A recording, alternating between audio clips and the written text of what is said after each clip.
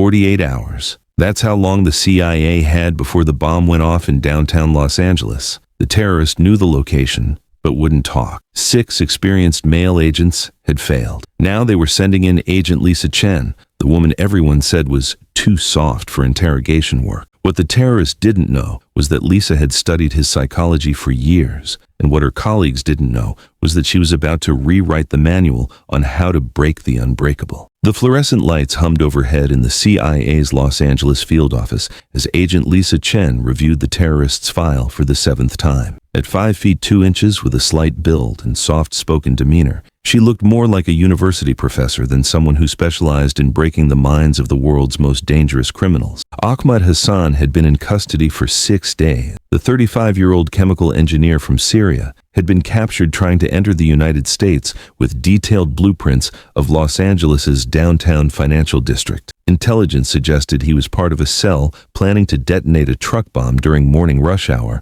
when over 50,000 people would be in the target zone. The problem was simple. Hassan knew where the bomb was hidden, but he wasn't talking. Station Chief Robert Martinez paced behind his desk, his frustration evident. "Chen, I'll be straight with you. We've thrown our best people at this guy. Davidson, Rodriguez, Thompson, Williams, Peterson, and Murphy. 6 of our most experienced interrogators. This Hassan character just sits there smiling like he's got all the time in the world." Lisa nodded, continuing to study Hassan's psychological profile. Born in Damascus, educated at Cambridge University, fluent in 5 languages, and trained by some of the most sophisticated terrorist organizations in the Middle East. But there were details in his background that her colleagues had overlooked, patterns that told a different story than the obvious one. "Sir," Lisa said quietly, "has anyone tried approaching him in Arabic?" Martinez snorted. "Of course. Rodriguez is fluent. Hassan just laughed and said he'd only speak English with American dogs." "What about his family background?" "Standard terrorist profile. Father was allegedly killed by coalition forces. Mother died in the Syrian civil war. Classic radicalization narrative." But Lisa was reading between the lines of the intelligence report. Hassan's father hadn't been a civilian casualty. He'd been a university professor who had opposed both the Assad regime and the extremist groups. His mother hadn't died in combat. She'd been executed by ISIS for refusing to comply with their interpretation of Islamic law. "Sir, I think we've been approaching this wrong. Hassan isn't a typical jihadist. He's something more complex." Martinez looked at her skeptically. "Chen, I appreciate your psychological insights, but we're running out of time. The president is breathing down our necks, and if this bomb goes off—" "Give me 4 hours with him," Lisa interrupted, "but I need you to trust my approach, even if it looks unconventional." Martinez studied her face. Lisa Chen had been with the agency for 8 years, specializing in psychological operations and behavioral analysis. Her success rate with difficult subjects was actually higher than most of her male colleagues, but she'd never handled anything with stakes this high. 4 hours, Martinez agreed reluctantly. "But if you can't get anything useful, we're going to have to consider enhanced interrogation techniques." Lisa knew what that meant: physical coercion, sleep deprivation, psychological torture, methods that often produced false confessions and damaged intelligence, methods that went against everything she'd learned about effective interrogation. As she walked toward interrogation room 3, Lisa could hear her colleagues discussing her assignment. "She's too soft for this," Agent Davidson muttered. "Hassan needs someone who can intimidate him, not someone who looks like she should be teaching elementary school." Agent Rodriguez shook his head. "Martinez is making a mistake. This guy is hardcore. He needs to be broken, not counseled." But Lisa had studied Hassan's case file more thoroughly than anyone else. She understood something her colleagues missed. Hassan wasn't motivated by religious extremism or political ideology. He was motivated by something much more personal and much more dangerous. The interrogation room was stark and windowless, designed to be psychologically oppressive. Hassan sat cuffed to a metal chair, his dark eyes showing no emotion as Lisa entered. He was tall and lean, with the bearing of someone who had endured interrogation training. "Good afternoon, Ahmad," Lisa said in perfect Arabic, settling into the chair across from him. Hassan's eyes flickered with surprise, but he responded in English. "I told your colleagues I only speak English with Americans." "I'm not here as an American," Lisa replied, continuing in Arabic. "I'm here as someone who understands what you've lost." For the first time since his capture, Hassan's composure cracked slightly. "You understand nothing." Lisa opened a folder and placed a photograph on the table. It showed a middle-aged man in academic robes standing next to a young woman at a graduation ceremony. "Dr. Mahmoud Hassan, your father, professor of literature at Damascus University. This was taken at your sister Fatima's graduation 3 months before he was killed." Hassan's jaw tightened, but he said nothing. Your father wasn't killed by American bombs, Lisa continued gently. He was executed by ISIS because he refused to stop teaching secular literature, because he believed education was more powerful than ideology. How do you know this? Hassan asked, his voice barely above a whisper. Because I've spent 2 years studying your family's story. Your father was a hero, Ahmad. He died protecting the values you're now trying to destroy. Hassan's hands clenched into fists.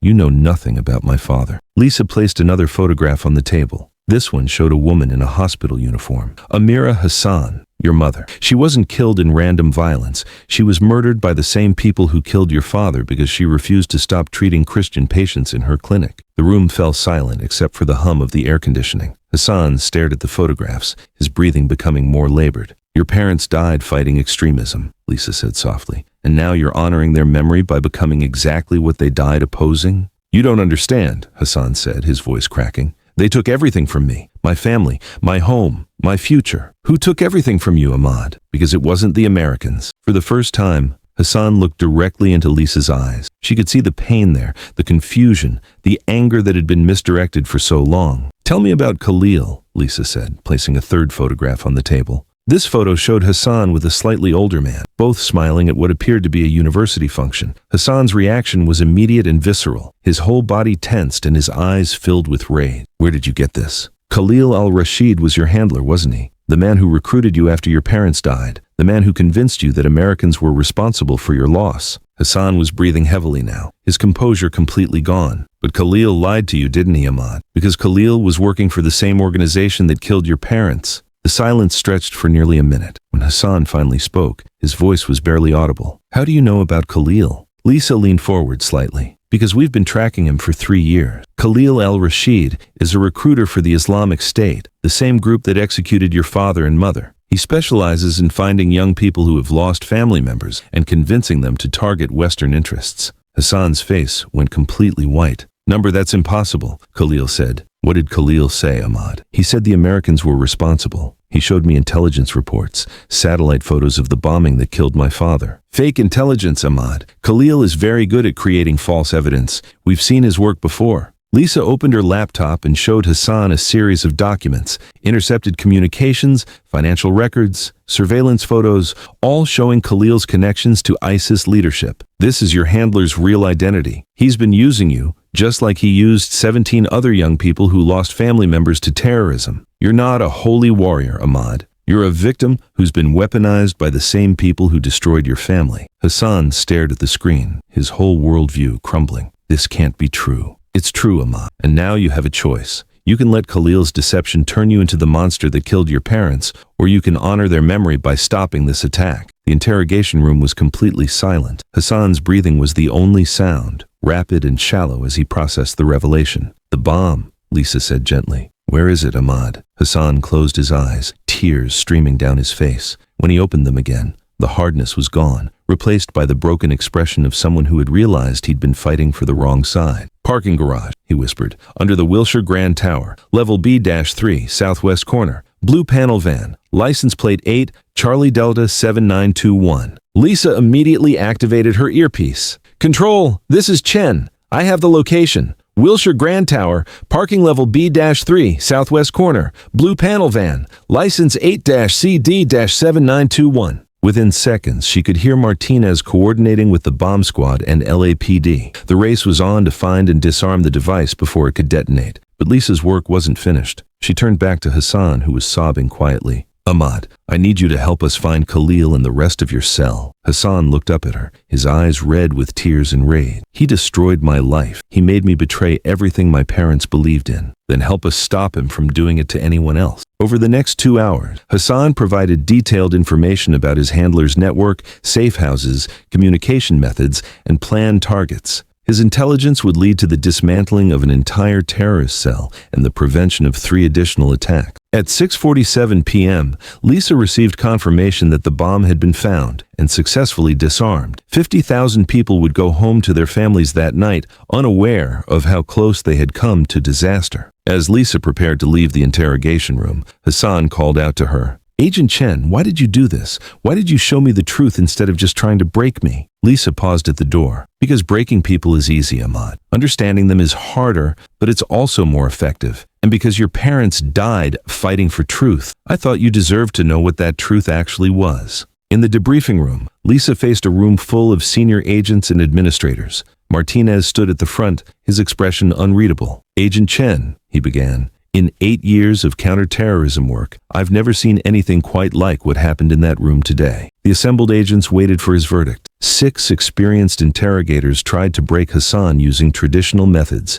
Intimidation, deception, psychological pressure, all failed. Chen succeeded by doing something completely different. She told him the truth. Agent Davidson, who had doubted Lisa's capabilities, raised his hand. Sir, how did she know to approach him that way? Lisa answered for herself. Because I read his file completely, not just the operational summary. Hassan wasn't a typical terrorist. He was a victim of terrorism who had been manipulated into becoming a perpetrator. Once he understood that, the psychological foundation of his resistance collapsed. Agent Rodriguez looked puzzled. But how did you know about his handler's real identity? I didn't, not completely, but I had studied Khalil al-Rashid's recruitment patterns for my doctoral thesis. When I saw Hassan's background, it matched the profile perfectly. The rest was connecting dots that were already in our intelligence databases. Martinez nodded approvingly. Chen's approach saved 50,000 lives and gave us intelligence that will prevent multiple future attacks. But more importantly, she demonstrated that effective interrogation